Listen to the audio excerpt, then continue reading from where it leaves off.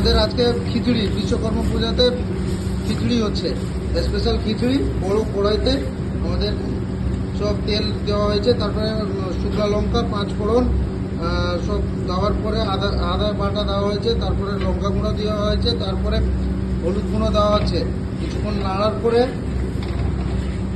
নাড়তে হবে, তারপর কিছু জল দিয়ে আমাদের মশলাটাকে লাড়তে হবে। তারপরে এখানে সবজিগুলো ভেজে রাখা হয়েছে, আর নারকেল রেডি করা হচ্ছে, আর চাল ডাল সব রেডি করে রাখা হয়েছে। হ্যাঁ, তারপরে লাড়ার পরে চাল আমাদের ডালছে।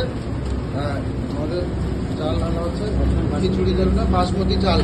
গোবিন্দভোগে আজকে আমাদের করা হচ্ছে না, আজকে অন্য চাল মানে বাসমতি দিয়ে করা আছে, কিন্তু বাসমতিটাও ভালো হয়, টেস্ট খুব টেস্ট হয়। তারপরে ডাল দেওয়া হয়েছে, মুগ ডাল ভেজিয়ে রাখা হয়েছিল, ওইটা আবার ঢালা হলো।